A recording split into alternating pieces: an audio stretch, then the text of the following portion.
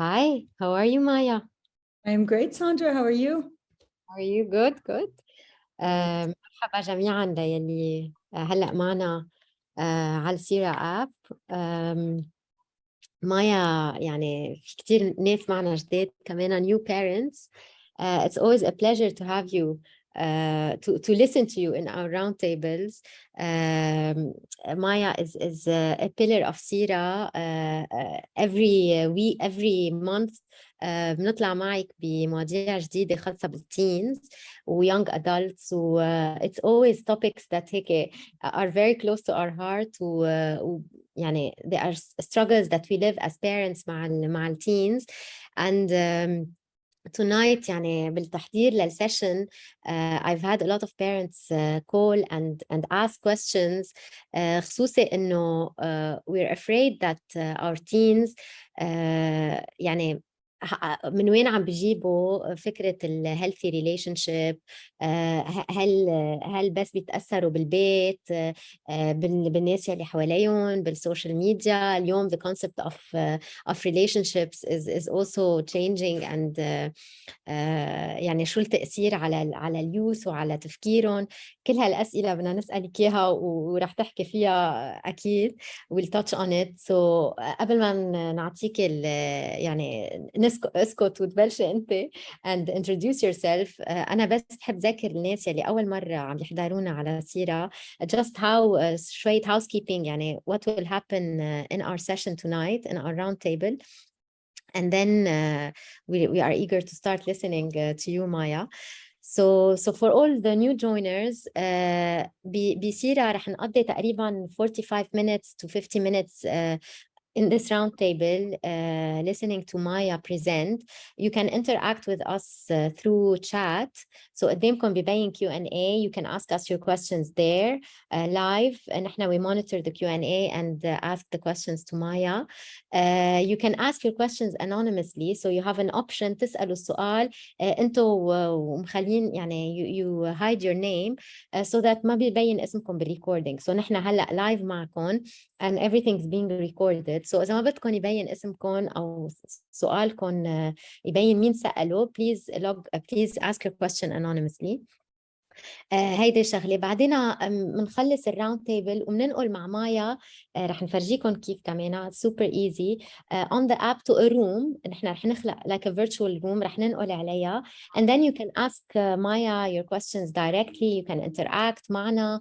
بتطلعوا إذا بدكم on camera or you can talk to us directly on microphone. You can also ask your question. Keep asking your questions anonymously كمان. So بالطريقة اللي أنتم بترتاحوا فيها بتشاركوا معنا الليلة. فيكم تسمعوا, فيكم تسألوا وما تفصحوا عن هويتكم, وفيكم تتواصلوا معنا directly وتطلعوا معنا على يعني on camera و on voice تسألونا أسئلتكم. In the room we don't record, so it's very private. You can ask your questions على راحتكم وتشاركونا your cases كمان على راحتكم. We try as much as possible هيك يكون a safe space for everybody. آخر شيء بدي أقول لكم إياها إنه نحن بسيرة we do round tables 2 or 3 round tables per week. Please don't hesitate to check the schedule. رح يخلص أكتوبر, بعد عنا 2 sessions this week وبعدين بنبلش بكالندر نوفمبر. So هالجمعة كمان عنا a session tomorrow عن ADHD and hyperactive kids. والخميس رح نحكي بالsexual problems in the couple.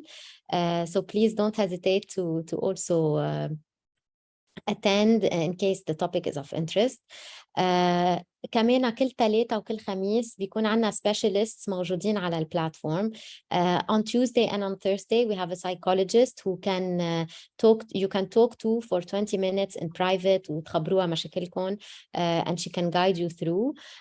كمان كل خميس صار عنا a psychomotor therapist, so فينا نحكي معها learning developmental difficulties كمان for parents يلي بيهمون every Thursday من 8 ل 10 بالليل. That's all from my end. Maya, again, a pleasure to listen to you. And هيك يعني we're eager to know tonight how we can help our teens build healthier relationships. Please introduce yourself لل new joiners and هيك خلينا نبلش بموضوعنا. Thank you, Sandra. On behalf of myself, I think, and all the attendees today, I would like to personally thank you. Sira has changed our lives, changed my life, and I believe everyone who's here shares the same opinion as me. I know you are creating, as you said, the safe space to come in and talk about our concerns and listen to what some things that we're afraid to speak about, that we're afraid to stand up and say this is what we're going through. So the way you're normalizing and democratizing mental health, thank you for creating this amazing platform for me as a as you say, a member of Sira, but at the same time, I'm also a client of Sira. So just logging on and listening to the other professionals and the other team members who come in and talk to us about the topics that we might feel we're conditioned to not talk about, or, from our conditioning growing up and not being able to stand up and speak up about what's really going on. And then from one thing to another, and then it just collapses when things just build up. So thank you on behalf of myself and everybody here. I'm going to go ahead and speak on behalf of everyone as well. So thank you. Guys, for those of you who don't know me, my name is Maya Hawa. I am a psychologist from the University of Houston. I'm also a certified psychology of leadership from Cornell University. I am ICF certified life and executive coach, and I am most proud title, although with this topic, I question this title, mother of 3 amazing kids. I have 2 teenagers at home and 1 on the road to becoming a teenager. So this topic is not only dear to your heart, it's also dear to my heart. So the more I create topics like this and I prepare topics like this, the more I help myself prepare for what I'm living with day to day. Please allow me to say that today, I know that at the beginning, I'm not going to speak too much because I know there are tons of questions and there are tons of things that you might need to speak up about and, ask for help or ask for advice on. So I'm just going to speak briefly on everything so I can leave a little bit more time towards the end for everyone to come in and talk and give us their insights and their feedback. And guys, we're all in it together. We're all parents here. We all learn from each other's experience. So what I bring to you as a professional or as a mom for that matter, I can also learn from you. So please come up and share with us and speak at the end, stay for the round table and speak up because we all learn from each other. There's no manual. We have these kids, they're born, and then all of a sudden we have this other human that we have to raise. And then they grow up and then they become teenagers. And adolescence is one of the toughest stage of parenting. So the more we learn from each other today, the better it is. And the more we all grow and become more prepared. Today, what we're going to do a little bit is we're going to talk about what is normal teen development. What is changing in your teen? What's on your teen's mind? And I bring this to you because I need to be able to share with you what I hear in my office when these teenagers come to me and what they tell me, plus what I hear socially and from other parents. And like I said, what we will be sharing today. And what warning signs to look for. And there's a very fine line between something that might be wrong and something that might be normal, but just being perceived as wrong. So we do need to highlight the warning signs and then understanding normal versus unusual behavior in teens and where to shed light on something that is unusual. And then how to parent your teen, help create open communication. Because as we all know, 90% of my workshop is based on how to create open communication as a parent. Open communication is the pillar of parenting. Let us start. And I love this. I know I'm supposed to be preparing my teenager for life and all, but it's hard when they already know everything. And I don't know if you guys share the same opinion as I do, بس أولادنا مفكرين حالهم هن بيفهموا كل شيء وبيعرفوا كل شيء ونحن ما بنفهم وما بنعرف شيء. And whatever we do, it's, oh God, mom, or oh God, dad, what do you know? You're not cool. You're not in. You don't know what this is. You don't understand. Come on, mom, please stop. Come on, mom, please leave my room. Dad, just leave me alone. You don't know. These are all things we hear every single day as a parent, as we're parenting our teens. And unfortunately, with social media normalizing these behaviors and making them acceptable, our teens are thinking it's okay to do this. And then their attachment to social media and their attachment to all of these is making that separation between parenting and teens, or parents and teens, larger and larger. And the gap is becoming bigger and bigger as we go. So today we're just going to cover pretty much what this is all about. They do know everything, and we want to believe they know everything. But the question is, how much do they really know? And how can we find out how much they really know? What's happening during our adolescent years? there are 4 different changes that are going on. There's physical, there's emotional, there's cognitive, and there's social. Physically speaking, our teens are going through hormonal changes. Their hormones, puberty is starting, changes are happening, things are going on inside their bodies, things are changing on the outside, and they're trying to normalize it. They're trying to understand it as teens. Visible changes. So, they're standing in front of a mirror and all of a sudden there's a shape, there's things bulging out, there's all the different changes. We're not going to go through the scientific part of it, but we all know what goes on in the teenage body and the physical changes that goes on. There's emotional changes. With the hormones comes the emotional instability. There's that tornado or cyclone of changes are going, the fluctuation of I'm happy and I'm sad, I'm laughing and I'm crying. And then they're starting to become aware of these emotions. They're starting to know that, hang on a second, I'm sad now. So a lot of teens will come up to their parents during their adolescent years and they'll say, I keep crying and I don't know what's going on. I can't understand this emotion. What am I feeling, Mom? I've had it happen with one of my teenagers. I've seen it in my office numerous times where teens will come to me and they'll say, I'm sad all the time, but I can't understand. I don't know what's going on. I don't know what this is. Something is just making me cry all the time, but I don't understand. What is it? Am I depressed? And then they do the self-diagnosis and they start to refer to social media to diagnose themselves. The cognitive reasoning is developing. So, as we spoke, if you attended our last workshop, the amygdala is starting to form. The amygdala is responsible for fight or flight. So it's that reasoning that starts to replace the emotional part of the brain, the frontal cortex. As that's developing, our teens are starting to understand, or starting at the very beginning of it, because it starts to develop at the age of 11, and then it stops develop, or finishes the development process at the age of 21, if I recall properly, if I'm not mistaken the number. So our teen is just at the beginning, depending on where your teen is along the road, of starting to understand that there is something logic and that I cannot rely solely on my emotions, and that I need to be able to use reasoning and logic to make decisions and come up with ideas and decide what I want to do. And then developing, and this is the part of the brain that's developing. Different parts of the brain is developing, and this is the logic part that's starting to anchor somehow.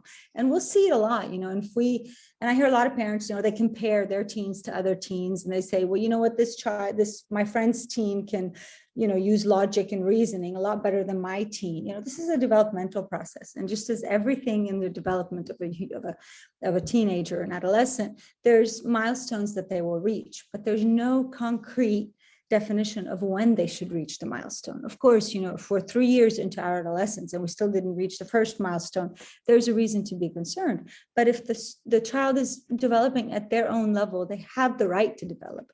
And I will talk briefly in just a few minutes about how the pandemic slowed down that development process, and we need to take that into consideration as well with our teens. And then social. This is the time, and this is what I think, what I believe and what I've heard and what research says and what we know as professionals working with parents and families and family dynamic is the social aspect of the teen. Today, the teen is creating their social identity. They're developing that, who am I socially? Who am I outside of this comfort zone, this family who has loved me unconditionally, who's created this safe haven for me, where I feel completely comfortable and loved and cared for. And then all of a sudden I'm going out and I'm having to create this identity. Who am I outside of this? And then going from family to friends, as I said, socially. So I'm diverting my attention seeking and my love and my need for love from family to friends. Take with it the physical changes that's going on and all the things that they're feeling throughout their body, and take that and align it with social and what they're feeling. And we'll talk a lot more in just a few minutes about what I'm talking about. But these are basically what's happening with our teen during adolescent years. Hormones are on the rise, different rates of reaching milestones. I spoke about this, so we'll just go brush through them. They're adapting to change and acceptable ways to dress. So a typical 14-year-old girl who is now developed is not going to understand easily why she can't wear that super tiny skirt or why she can't wear that super open shirt. They're not understanding the physical changes change the adaptability. They have to adapt to what's acceptable for us to wear or how to wear it or when to wear it, as opposed to before she could run around in the house maybe with her underwear. Today, she has to understand that there's boundaries to that. And how can I create those boundaries without creating Insecurity in my teen, emotional, their ability to perceive, assess, and regulate emotions. And I say regulate very heavily because regulating emotions is something that we start to develop at the age of 11 and we stop developing once we're in early adulthood. So regulating those emotions, understanding and identifying. And as we know that there's many adults today who still don't know how to regulate their emotions. So as parents, how we deal with helping our children regulate their emotions manifests into adults who are able to regulate their emotions. And so they're on this emotional roller coaster. They're learning to understand these new emotions, these new feelings, tied in with these new things that are changing in their bodies and these feelings they're getting and these needs they're having. And, what do I do with it cognitively? What do I understand? How do I understand what this feeling is and what's going on and how to make sense of it? And, am I starting to understand logic? So just, and I'm not here to speak negatively, but it's very important to understand that there's a ball of confusion inside our children's heads at this time. There's a lot of confusion. They're not understanding what's going on. And at the same time, they're trying to create this solid, firm human being outside socially so they can create their social identity and they can create their identity, who they are as individuals, what their preferences are, what they want, what they need. Take that and add social media to it. That's normalizing everything and normalizing it's okay to talk about this. It's okay. And that's great. There's nothing wrong with normalizing. But at the same time, this teen who's been living in this cocoon of comfort zone, which is their family, is having to go out and be who they are. And what is a romantic relationship to me? What is allowed? What is not? Am I supposed to want this? Am I supposed to like this? Why do I want this? Why do I like this? How do I feel about this? Why do I look at that person and feel something? This is all new to them. This is something they don't understand. And here they are, they're having to see it and try to make sense of it. So what is on their mind? Who am I? This is the biggest questions adolescents ask themselves every day. Who am I? Who am I? Who do I see myself as? Who does the world see me as? What do I want and what don't I want? And this goes all across, we're talking about what do I want to eat? What do I want to wear? What do I want to be? What do I want to become? Who do I, what do I want to be friends with? What clique do I want to belong to? What sport do I want to do? Everything. What do I want? Why am I feeling this way? What's going on with me emotionally? What am I feeling? Why am I angry all the time? Why is everybody else so serious and I'm still laughing all the time? Again, the levels of development and how much they develop, at what rate they develop. How do I make it socially? Guys, the biggest aspect of a teen's life today is their social aspect, their social identity, because it is in their teen years that they create this social connection and they need this social connection. It's very important to them.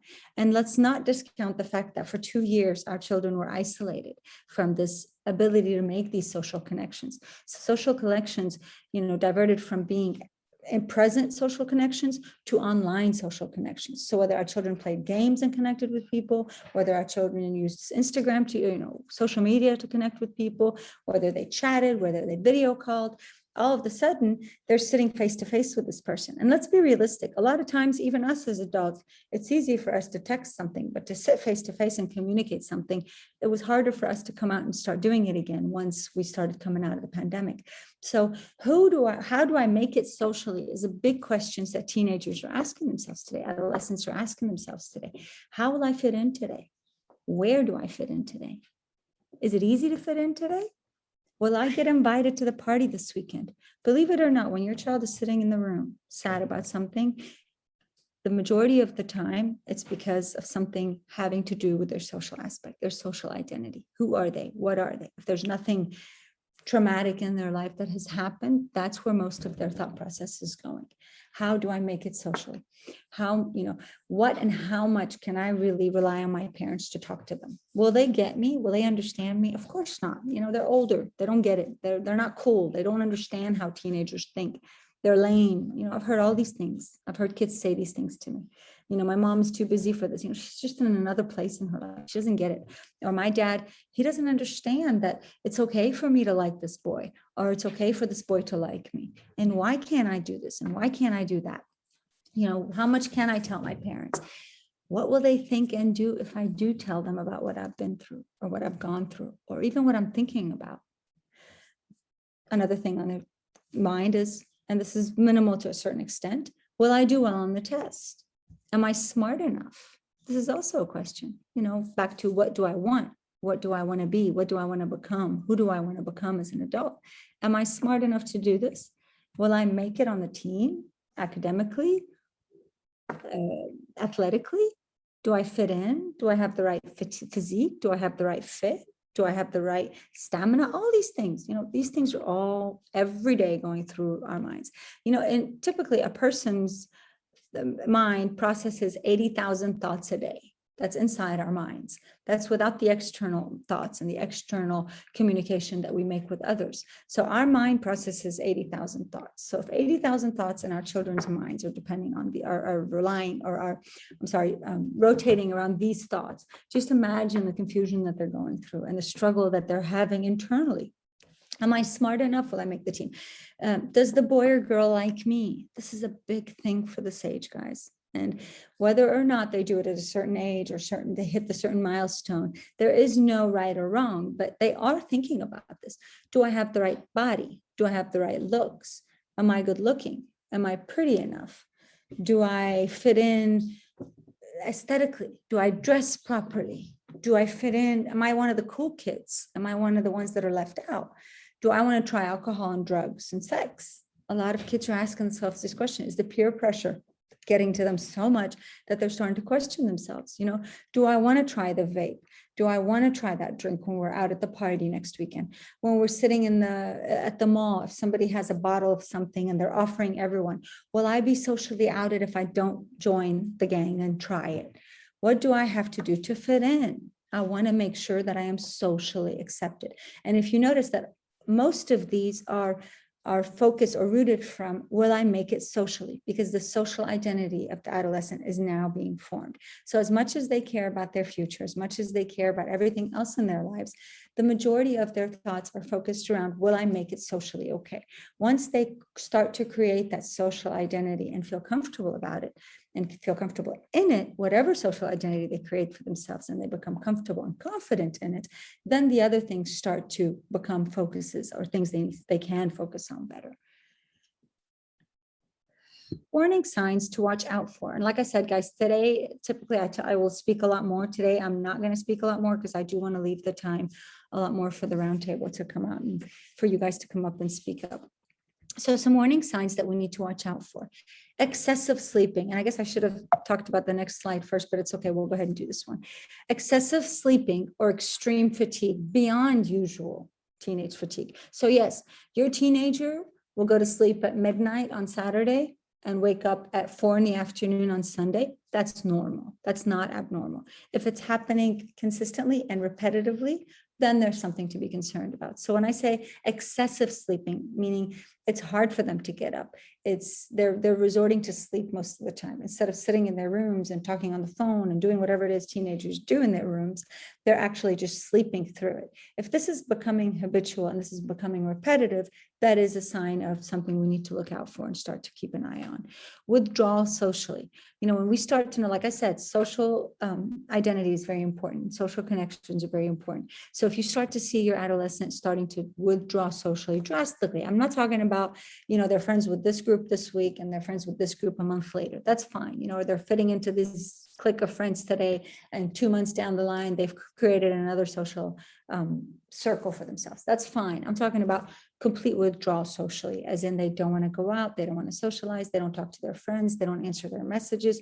You hear from other people, so-and-so, as in your daughter doesn't show up, she doesn't come to these things, she doesn't answer her phones. In school, she's isolated. In school, he doesn't want to do sports, he doesn't want to do teamwork, and whenever he's on a project at school or working on something, he's very, isolated and he doesn't know how to work with team. These are things that we do need to be concerned about. Keep in mind, and we'll talk briefly about the normal and the not so normal behavior, because a lot of things that will seem to us that are not necessarily typical behavior for a teenager or unusual behavior for us are typical behaviors for teenagers. They're typical behavioral changes for them that they're going through.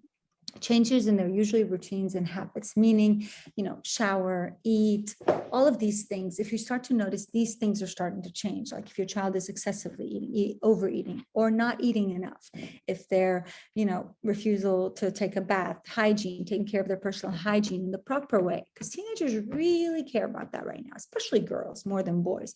But even the boys, they'll start to care about how others will perceive them, what their friends will say about them. So the personal hygiene is something they usually do. So if you start to see a decline in that, that is a warning sign, and we do need to, put a red light on it and see what we can do about that. Not clearly knowing what's acceptable. So if your child has zero boundaries and almost no anchoring of his value system. So basically, if you've noticed that your teenager has diminished his value system and he's not living by his value system, things are changing, and their values do change, and their values do start to disappear in their teen years, or not disappear, but evolve, I should say, I'm sorry. And if we start to notice that these are changing drastically and they're doing things without really thinking through, as in things that are totally unacceptable, and we're talking about drugs and alcohol and sex and all the things that are, at the typical age of this age bracket that are not acceptable. And especially if our values at home with these boundaries, depending on your values and your boundaries and what is and is not allowed, if your child, I'm sorry, is steering too far away from these norms, or what is acceptable and what is not, this is also a warning sign. Why are they doing it? There's a big difference between rebellious behavior and things that are just not acceptable. So there's, we have to make sure that it's not rebellious, but it's actually not acceptable. Excessive defense. سوري، هون ما عنا سؤال يعني exactly on this point، انه امتين بنعرف وين هن عم بيعملوا they're acting out وعم بيكونوا teenagers they're acting out their age، وامتين عن جد لازم نعطى الهم وانه نعتبرهم warning signs. يعني سؤال حدا من المامز عم بيسأل انه هن كمان مثلا بيبطلوا يجاوبوا، بدهم يقعدوا لحالهم بهيدي الفيز، ما بدهم يشاركوا بقصص للعائلة، بيصيروا انه منزويين اكتر. سو امتين بنعتبرها هيدي مشكلة، وامتين بتكون انه نورمال هن هلا بهالمود. Thank you, Sandra. Thank you for the mother who asked that. It's very important يعني نعرف بين المشكلة والnormal behavior. Unusual behavior, usual behavior هو excessive. يعني كل شيء in excess is to me unusual. يعني if your child is doing it in excessive, يعني if it's continuous and always and staying away from you and very defensive and very angry all the time, if it's excessive and repetitive, يعني young teenagers are like a roller coaster. So they'll go up and down. The cycle is very, very, continuous. They'll have bouts of good behaviors and bouts of horrible behaviors, and then going back up and going back down. And what we will perceive as them trying to control the outcome or control the optics of our relationship, it's them just responding to what they're going through. But in reality, if it's always a monotone negative, or a monotone where it's excessively, repeatedly, repetitively happening with your child, then yes, it is a warning sign. And yes, professional help is to be sought. And that's very important, Sandra, to keep in mind that a lot of times parents will call me and they'll say, yesterday, such and such, this. And I'll say, okay, and the day before yesterday, how was it? Oh, no, she was fine. She was sitting at dinner with us. She was fine. But it's just yesterday, she had this outburst of something. To me, that's not a concern. That's her having a hormonal imbalance, and it's the roller coaster of up and down. So keep in mind that the most important thing with teenagers is it's excessive and repetitive. And Anna, to me, 3 days pass where I have the same negative behavior and my child is not communicating with me, I start to feel concerned. If 3 more days continue to pass, then there's a warning sign to be addressed. There's something that needs to be addressed. I hope I answered your question, but if there's more, we'll go towards the end. Okay, so what's normal behavior and what's unusual behavior? And I don't call it abnormal behavior because it's just unusual and something that we do need to shed a red light on. Obsessing over their appearance. They care a lot about their clothes, guys, what they wear, what makeup, how they dress, how his muscles are, what his shoulders look like, what his haircut is, what his, those 2 or 3 facial hairs that are coming out of his face. Those are very important to them, guys, because those will predict their social interactions. Feeling awkward about their changing bodies. So, a child who wants to hide their, growing breast, or a girl who is developing maybe earlier than other girls. wanting to hide this, or a boy who is growing a lot taller, or a boy who's not growing fast enough, as compared to his other peers. These are things that they're feeling awkward about. They're changing, or their peers are changing and they're not meeting up to it. So there's a two-sided conflict here. Am I growing too fast, or am I not growing too fast? Am I growing? So just again, the confusion in their heads. Switching abruptly between overconfident and having poor self-esteem. So one minute you'll see her walking around feeling confident around her friends, feeling like she knows she's got it all. And the other time you'll feel her sitting in a corner, just feeling like she has a very low self-esteem and she can't do it, or he can't do it, and he can't perform and he can't do it. Normal behavior. Getting moody, frustrated, and irritable from time to time. Moodiness is their stamp of honor. If they can't be moody, they're not teenagers. Withdrawal from parents. Spend less time with parents, more time with friends. Guys, this is extremely normal. Children today, adolescents today are struggling a little bit more with this because they were in isolation for a year to 2 years, depending on where you live and in what region. So today, making that social connection is something extremely important to them. And it is a very vital part of their identity, guys. It is extremely important for our children to be able to make those social identities for themselves, to understand who they are outside their home. This is a transition from being a child, there's adolescence, and then early adulthood. In order for them to be prepared for early adulthood, they need that social connection. That social connection gives them a clear definition of who they are outside their families. So when they start to move away from us and want to be in their rooms and talking to their friends all the time. And, as I've told my teenager before, I don't need your friend living with us on video all day long. This is something extremely normal with teenagers. Low impulsive control and verbal aggression. Teenagers are the meanest people on the planet, guys. They say the meanest things to us and the most hurtful things to us. So it's okay. It's just them trying to understand what's happening and verbalizing their moods. And now we'll talk about how we deal with it as parents. عم بحس انه هلا العالم كلها عم بتقول اوكي بتعرفي شو رح اروح طم ونام حتى يخلص التينيج years. خليني نمشي 10 سنين. Having poor problem-solving skills and lack of knowledge about how to be more respectful as they pull away. And they're pulling away, and to them, you're taken for granted as parents that you're going to understand this pulling away and this anger and this frustration, and they're always going to love me, and they're my parents, and they're my comfort zone, and it's okay, and it's unconditional love. It's true. Increased laziness and more need for sleep. As I said before, it's okay for them to be in their room all day long. It's okay it doesn't mean that they're doing something bad, guys. Don't take that as an alarm. If their children are sitting in rooms by themselves on their phones, it could be an alarm. You need to assess that and make sure it's not, but it's also extremely normal behavior. They don't want to be around you. You're not a cool person. You don't understand them. You don't understand what's going on inside of them. So you can't help them with this. And then a need to stay alone in room and more privacy in the bathroom behavior, falling in love and having sexual desires. It is very normal for our children to feel something, our teenagers, mid to late teenagers, to feel those emotions and to feel those feelings. Puberty is starting, hormones are there. They're starting to have these feelings, yet they don't know what to do with it. So them saying, I'm in love with this kid, or I love this girl, or I like this girl, or I think he's hot, as I've heard, right? All these different terms is normal behavior, guys. It's not a taboo. We need to be able to normalize this so we can create a healthy relationship with our teens. Unusual behavior is complete confusion in their identity forming. يعني one day بيجوا هن بحبوا هذا الشيء وتاني نهار بيجوا بحبوا غير شيء. يعني if there's so much confusion in what's happening and excessive, again, I'm going to keep using the word excessive. If there's excessive confusion in what's happening, يعني إذا اليوم a teenager will start at the age of, let's say, 13, 14, creating their identity. If by 14, they're still confused on who they are and what they like every single day or every single week, transitioning and extreme transitions. Yani one day I like this, one day I like that, one day I do this, one day I do this. What's happening? How do I create the balance inside of you?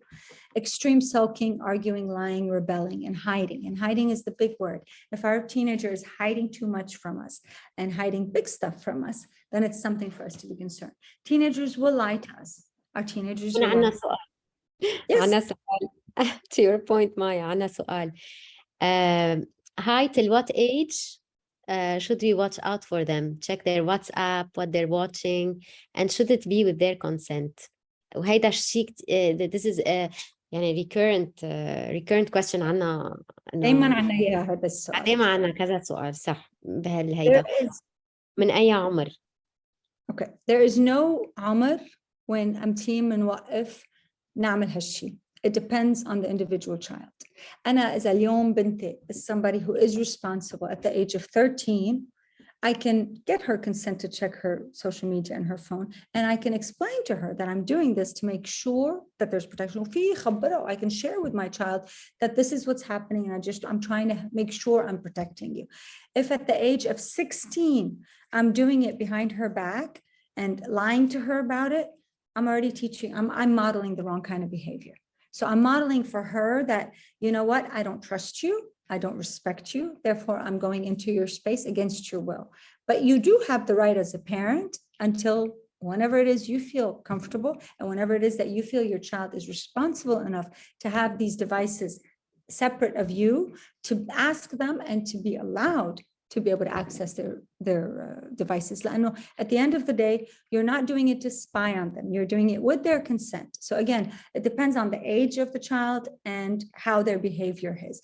A typical 13-year-old who's extremely respectful, and you can tell that there's no too much of the unusual behaviors, you can ask them and there should not be a problem. But when you ask this child at a certain age and they start to say no and they are going against it repetitively, then you need to come up and create new boundaries for them and make them understand that this is something I need to be able to access because I need to be able to use to have access to it. We have to keep in mind that if they are doing something wrong and if they are using these platforms, whatever it is they're doing in an unhealthy way, then at the end of the day, they're very good at hiding it. They're very good at deleting it. هيدا ثاني سؤال إنه اليوم إذا بنقول لهم إنه نحن رح نفوت ننبش مش معناه إيه رح يخبوا أحسن. And they will hide and they will.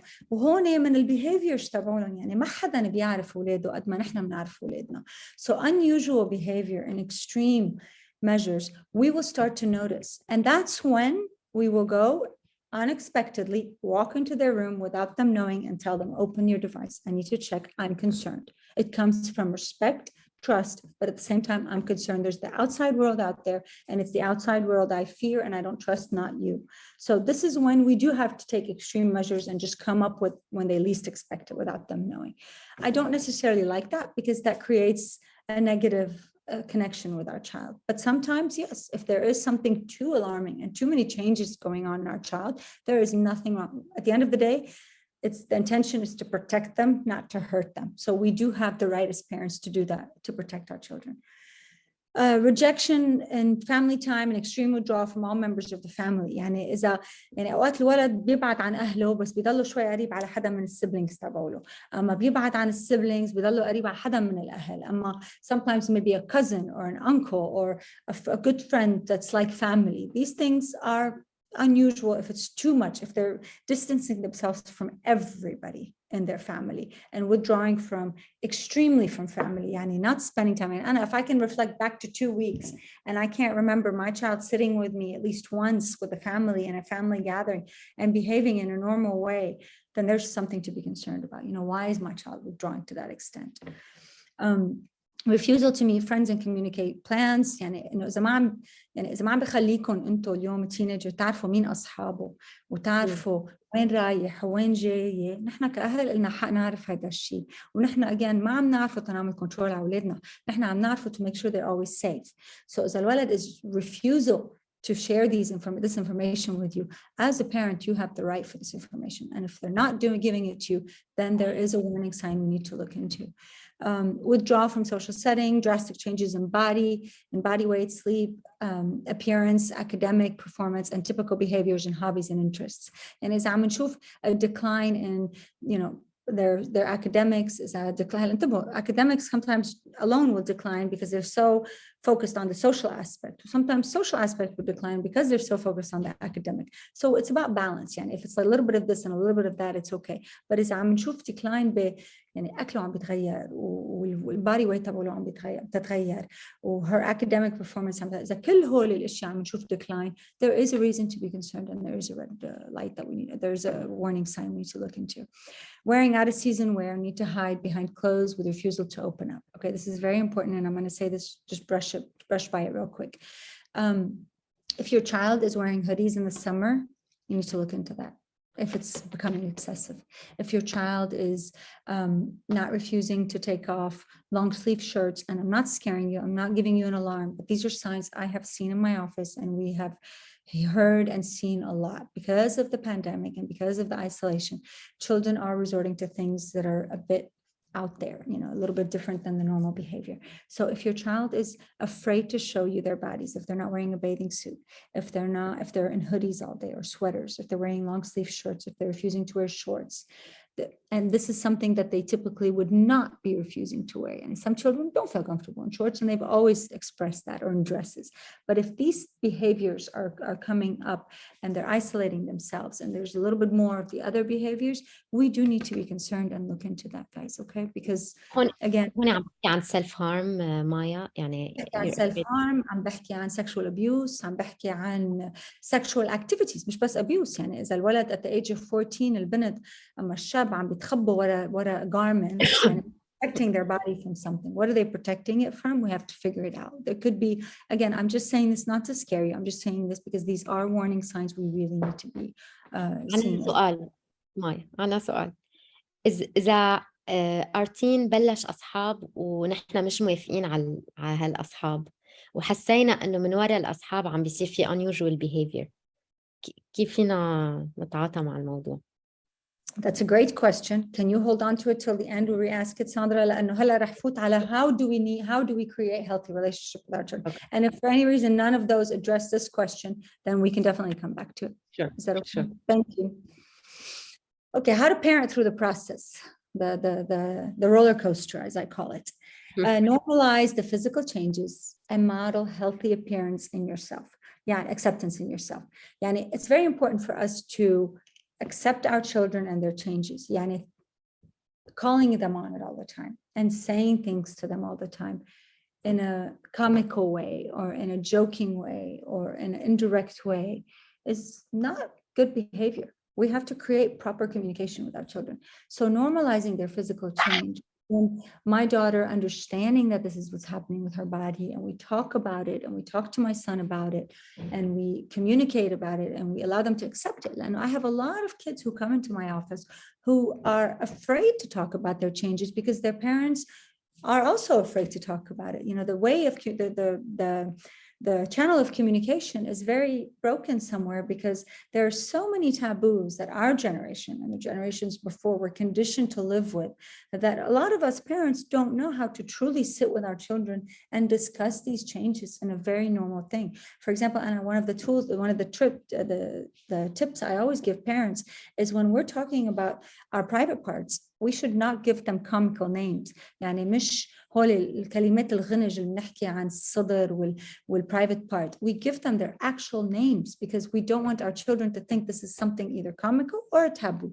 So it's very important to normalize these changes and talk to them as typical as possible. And you are changing, and you're getting your period, you're getting breasts, you're getting pubic hair, your penis is growing, and all of these things, they need to be able to accept it, and they need to be able to, and the only way for them to accept it and not feel awkward in their bodies is by how we normalize it and how we allow them to ask questions and us answer them truthfully, but about the questions, or giving them true answers. And then modeling healthy acceptance in yourself. يعني أنا كمان I have to model in it. Children are mirrors, and how we behave, they behave like us. قد ما يظهروا لبرا وقد ما يعملوا أصحاب برا قد ما ينجروا على غير محلات برا. The real model is us. And the more we model healthy behavior, the more our children will learn to model, to accept those and follow with our model. Encourage positive views of changes. Yes, your breasts are changing. Yes, your body is changing. Yes, you're getting all these different changes in your body, and it's okay. It's actually a beautiful part of growing up. It's you transitioning from a young girl to a young lady and then a woman one day. So it's a part of the change, and how we perceive it. مش لا عيب ولا ضبيهم وروحي غطي حالك وهول الاشياء. They allow our children to feel embarrassed and awkward in their bodies. So we have to be able to allow them to, and even when they go through the moments in their lives where the changes in it, when they get their period, when boys transition into the different changes in their bodies, it's important for us to talk about it openly and comfortably with our children. And it is very important. And the last thing we need to do is refer to our experience with it, because Sadoni, our experience was somehow, no matter how amazing our parents tried, and God bless them, was conditioned to not talk about it. And back then it was not okay for us to talk about these things unless you were raised in a family that was very open and that had that perceived mindset of being able to accept and talk about these things. Communicate with open-ended questions and establish open communication. Open-ended questions means مش يعني انت عملت هيك اما انت قلت هيك، لانه these are going to get you yes and no's. And yes and no's are not the answers I want from my child. ما رح ارتاح انا من yes و no. So انا بسأل سؤال very open-ended، مثل انت لما رحت لهونيك شو حسيت، اما شو عملت خبرني، اما شو صار معه هو خبرني. مش انه رحت مع هيدا، اما شفت هيدا، اما قعدت مع هيدا، اما انه انت بالنسبة لك هيدا شخص بيشبهك. Instead of that, أنت برأيك شو بيشبهك هذا الشخص؟ شو في شيء in common أنت وياه؟ خبرني. هون we allow them to explain to us how they feel.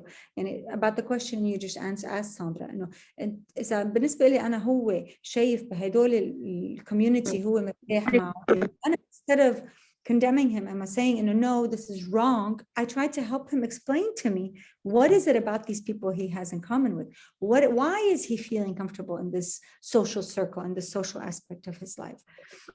And then accept normal development, but be on the lookout for red flags. And normal development is normal development. And a lot of things like we talked about earlier are red flags, but there's a fine line between normal and unusual behavior. So we have to keep those in check with us بيننا وبين حالنا. يعني اليوم إذا بنتي على يومين تصرفت بطريقة كتير غريبة، مش يعني عم بيصير شيء معها.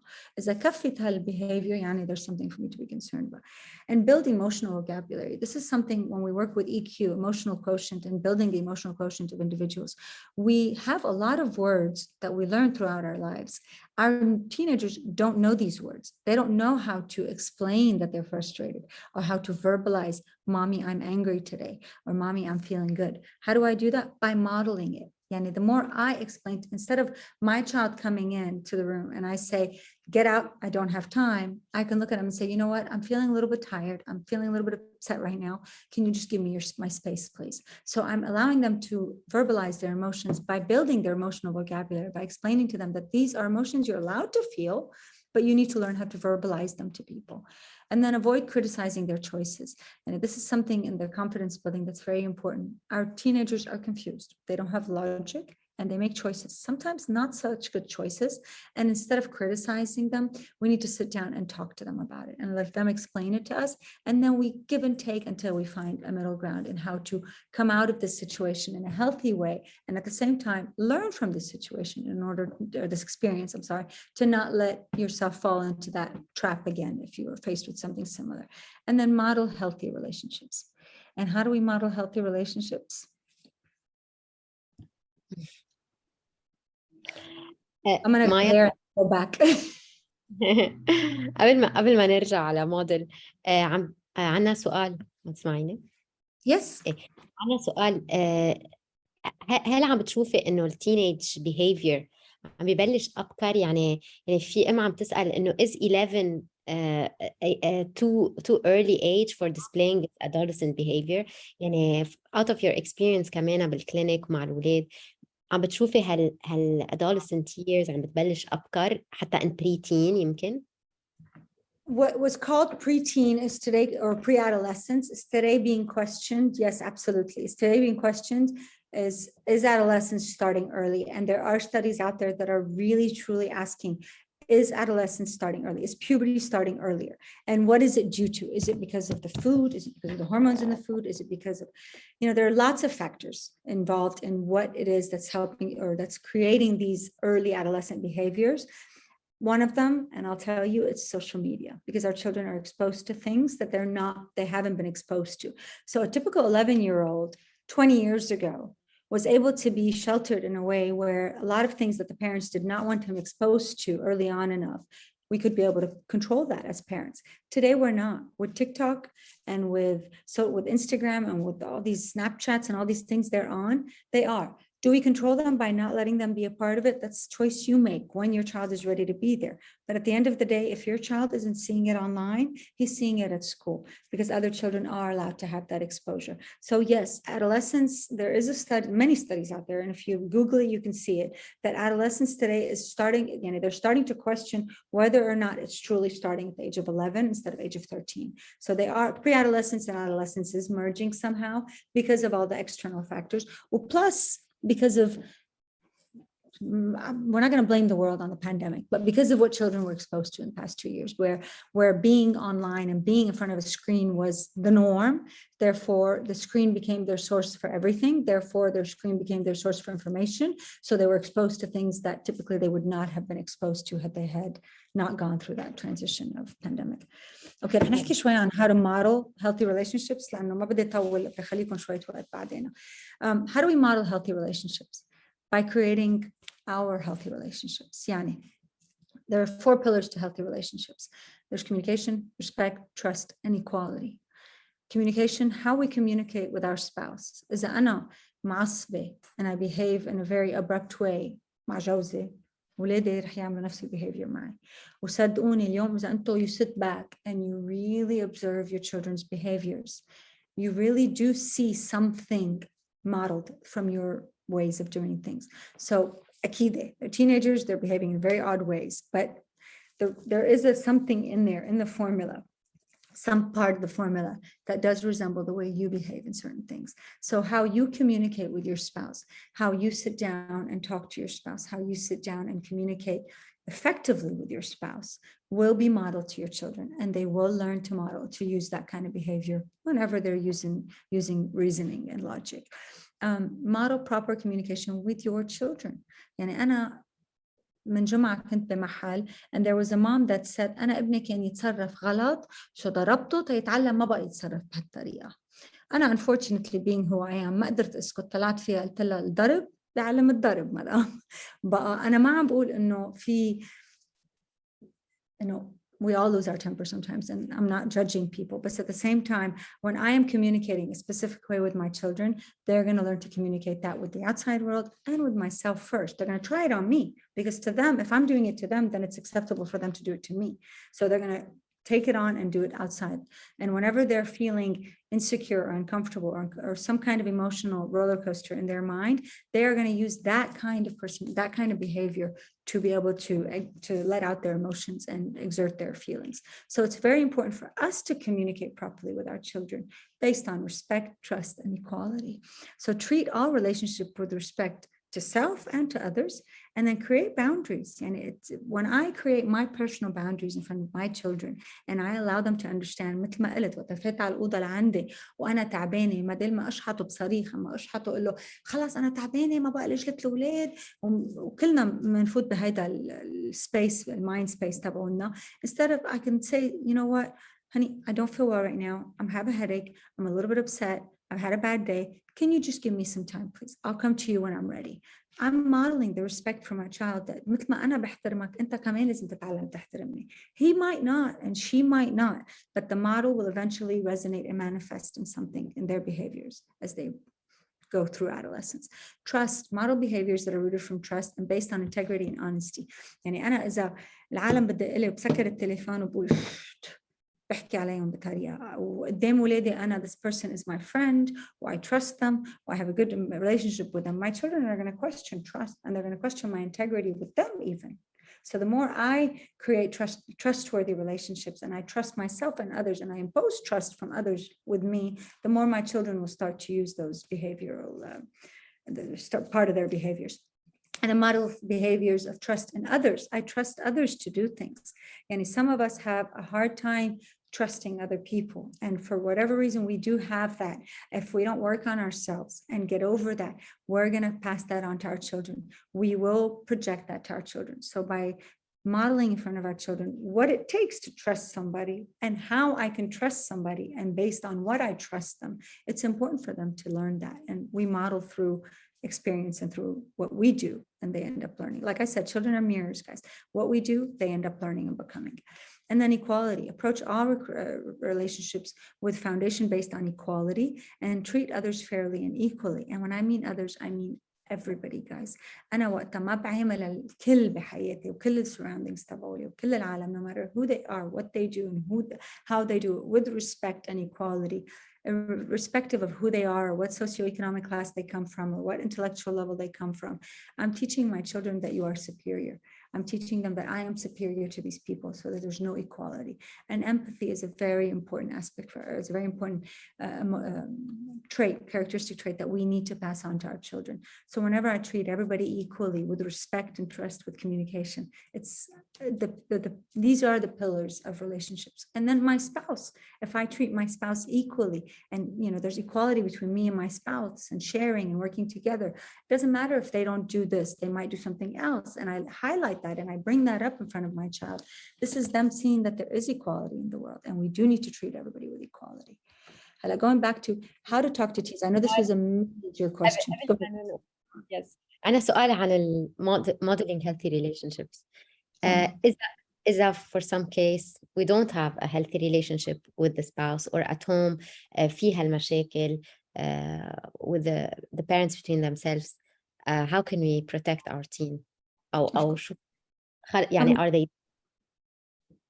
There's one of two options. Either the couple decide to communicate with the children, or they decide to pretend. And pretending is not a healthy thing, and I'm not with that. But at the end of the day, whatever the couple, whatever it is that they're going through, either we come out and we deal with it on our own and we fix it and we work it, or we have to protect our children from the unknown. يعني أنا هحكي example a little deeper.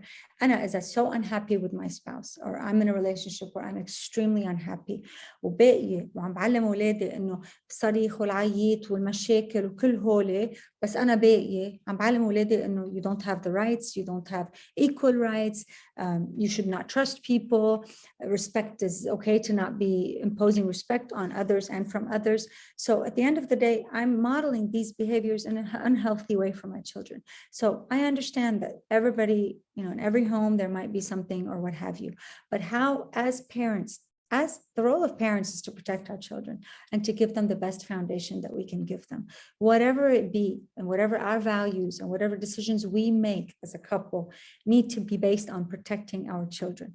I'm not saying lying to our children and pretending and doing this theater, but at the same time protecting them from the toxic part of our relationship, meaning the way we communicate, the respect, the trust, and the equality.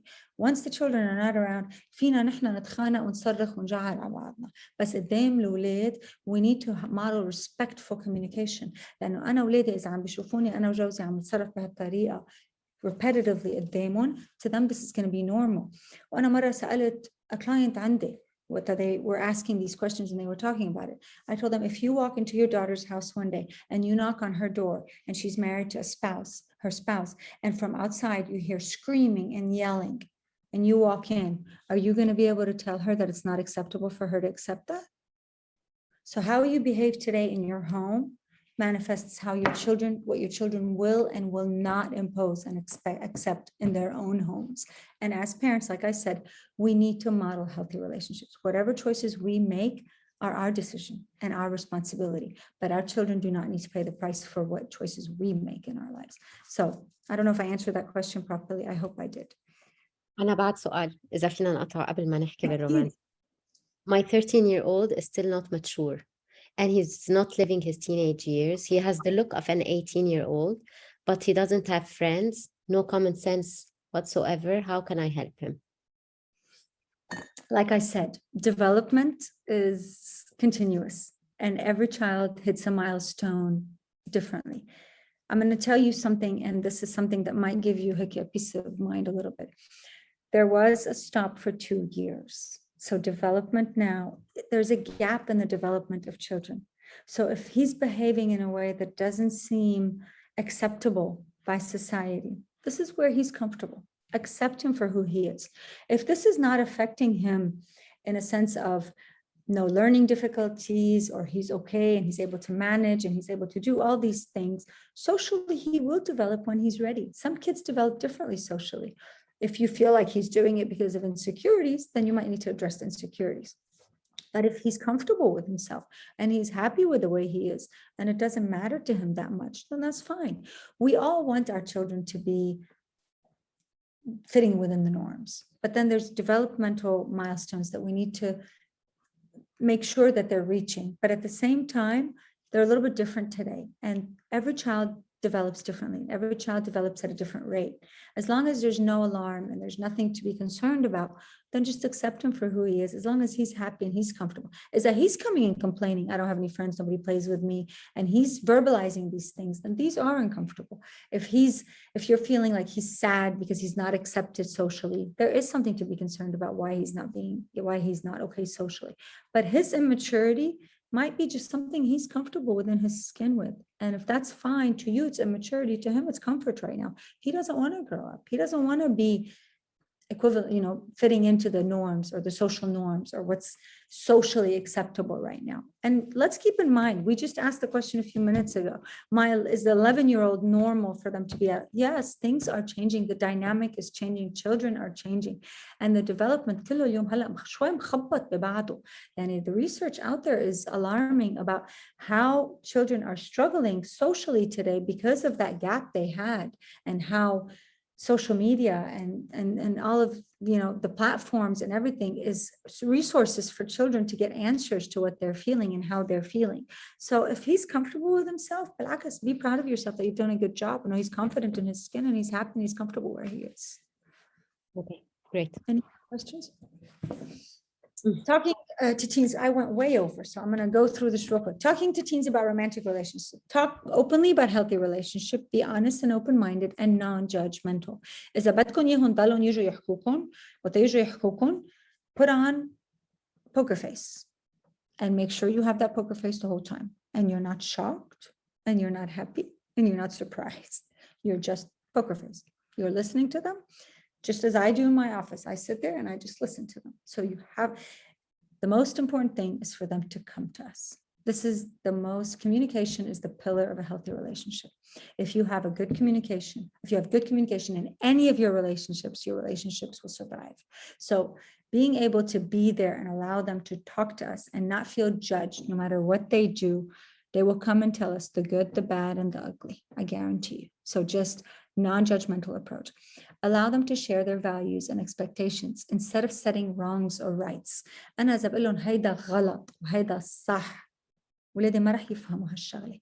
أنا إذا بقول لهم تعالوا نفكر إذا هيدا صح، أما أنت برأيك هيدا صح أما غلط، وبسمع وجهة نظرهم هن، وأنا بعطيهم ساعتها الكاونتر my وجهة نظر أو not contradiction, but just my ideals and my values. And we learn to meet halfway, because yes, what's normal to them is not normal to us right now. But it is important for me to pass on my values and to help them create boundaries based on the values of our family and based on where my values come from and why. And believe it or not, children will listen and they will understand that I'm not here to tell you what to do. I'm here to help you protect yourself. So tell me what you are thinking and I will tell you what I am thinking, and let's meet midway. I'm willing to give a little bit. You're willing to give a little bit. We meet halfway. هون بخليهم قراب علي، ما بخليهم يعيشوا بالnorms تبعولهم will create their own set of values and their own set of rules from the outside world that I don't want them to at the end of the day. They will evolve and their core values will resonate with them, but I do want some of my values as a parent to pass on. Avoid using comical approach. Whenever your children come, allow a clear individual understanding and allow them to feel their individuality, allow them to create their own identity and your understanding them. Discuss how romantic relationships and falling in love is a normal part of adolescence. أنا إذا بقول لبنتي العمر 14 سنة ممنوع to feel إنه you like a boy. أما لا أنت بعدك صغيرة. هون I'm letting her know that what she's feeling is wrong and she has no right to feel it. Therefore, she will feel it behind closed doors and she will act upon it behind closed doors. So if I tell her it's normal It's normal for you to feel. Tell me what you feel. أكيد it's normal. And I back it up with facts on this is how you feel this way and this is why you feel this way. And avoid using jokes about it and avoid using, comedy to bring, it's okay to break the ice a little bit with شوية مزح وضحك. But at the end of the day, when they're talking serious about this, we need to be able to acknowledge them and accept them in this way. And again, it's all about keeping them close to us and all about keeping the relationship healthy and based on communication. Talk realistically about sex, boundaries, and expectations. يعني at the age of 14 ما بقى فيني إلا the birds and the bees. بدي أقعد أحكي معها لأنه صدقوني at the age of 14 البنت والصبي بيعرفوا أكثر مني ومنكم اليوم. So it's very important for us. And I've had many teenagers or many 12-year-olds, I should say, not even teenagers. I've had 3 to be exact, come to me and they're curious. They want to know. And the more I give them information, realistically speaking, within their age boundaries, the more I'm helping them not have questions, because questions can get answered somewhere else, and getting answered somewhere else might create a different kind of value system for them. So أنا إذا ما بحكي عن الأشياء مثل ما حكينا هذيك المرة, porn and sex and boundaries and what is and what is not allowed, وممنوع يعمل هيك وممنوع تعمل هيك, مش ممنوع. Why shouldn't they do this and why shouldn't they do that? هوني I'm helping them create boundaries with an open communication. ما يجوا يخافوا يقولوا لي إذا صار معهم شيء أما غلطوا بشيء أما حدا عمل شيء or what have you. وكمان بنفس الوقت ما عم بخليهم ياخذوا تليفون ويعملوا جوجل to get answers to أنا ليه عم بحس هيك لما بتطلع بسحبتي أما أنا ليه عم بحس هيك لما عم بتطلع برفيقي, لأنه the internet is distorting their ideas and distorting what they want to think and how they think. And again, like I said, as parents, we want to protect them and pass over our value system. Okay, I'm going to go through these. Avoid referring to your experiences and set of rules for your childhood. ما تستعملوا experiences تبعكم. أنا هاي دايما بقولها بكل الوركشوبس, مش هيك ساندرا, إنه kids don't care about what we went through. Kids don't care about what we had. Kids don't care about our first boyfriend. And when they do, أول مرة على 20 هلا exactly. Oh, by the way, when they're ready to find out, they will come and ask you, Mommy, when was the first time you kissed a boy? Or Mommy, when was the first time? Or Mommy, did you have sex before marriage? Or Daddy, kids will ask you this when they are ready for the answer. But when they're not ready for the answer, don't impose it on them. And don't use your examples. إنه أنا جدك ما كان يخليني أظهر, ليه أنا بدي أخليك تظهر؟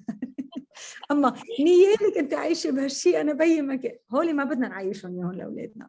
Normalize communication and avoid making it a one-time talk. Again, we talked about this before in our workshops. If you've attended them, a one-time talk is not a solution to anything.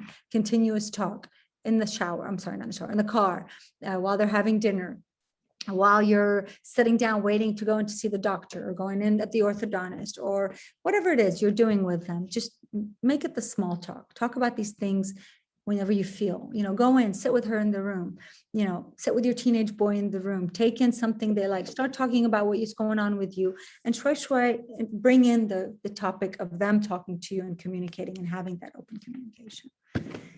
Thank you, Sandra. I hope I was able to give everybody helpful tools and tips. I guess we move, so we can come back to us. Thank you. اسمعيني. عم بسمعك. It was a great session as usual, a lot of tips وهيك مثل يعني straight to the point. عنا سؤال قبل ما ننقل على الروم وهمنا part. Can you hear me? I can hear you. Yeah. بهمنا نجاوبه بالبارت يعني هلا المسج عنا 2 questions. So في عم تسأل إنه I am pushing my daughter to communicate, she doesn't talk, how can I make her talk? هذا أول سؤال. By talking yourself. Just keep talking yourself. Communicate yourself. Share with her your day. Share with her what you did. Share with her what happened. Share with her some, small stuff, big stuff. Sit down, talk to her. Let her feel like you're sharing with her. Let her feel like you're letting her in, and eventually that boundary will be crushed and she will let you in.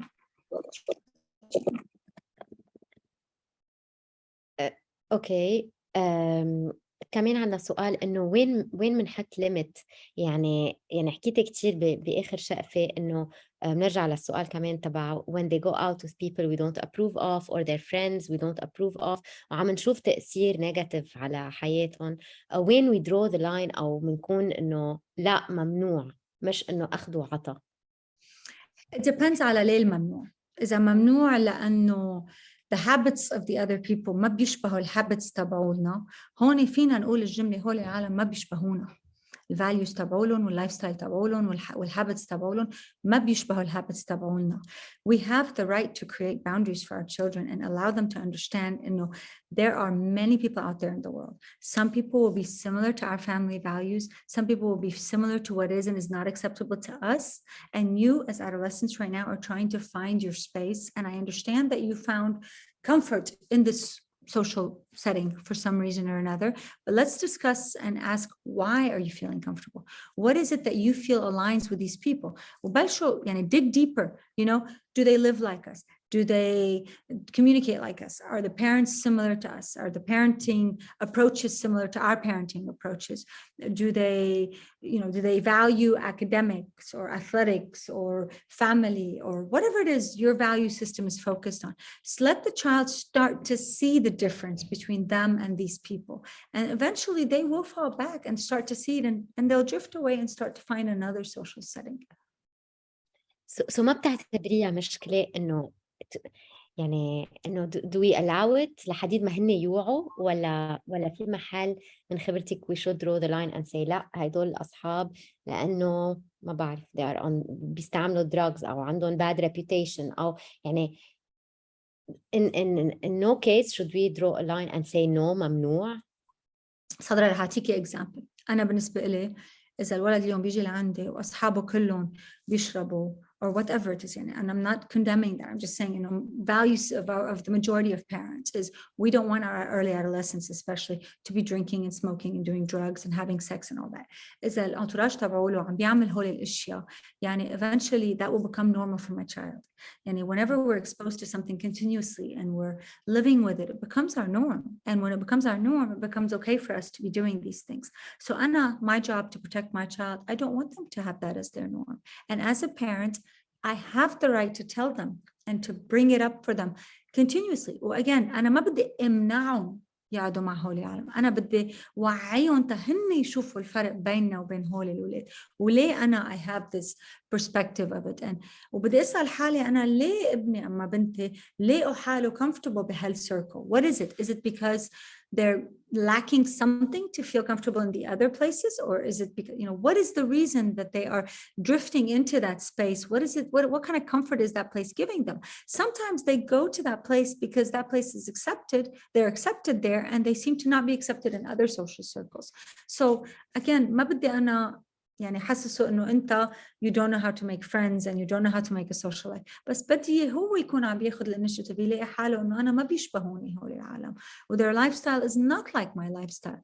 And I don't want these things for myself because these are far away from my value system. لأنه أنا إذا بالبيت مربية أولادي على هالvalues يعني أكيد هول الvalues عايشوا معهم وحكيتهم وحكيت فيهم و I model them. يعني أنا ما فيني اليوم أجي أقول له لابني ممنوع تشرب وممنوع تسكر وممنوع وأنا كل يوم بجي سكراني على البيت. So أنا إذا I'm expressing these values to my child, it's because I've modeled them all along and that's what they're based on.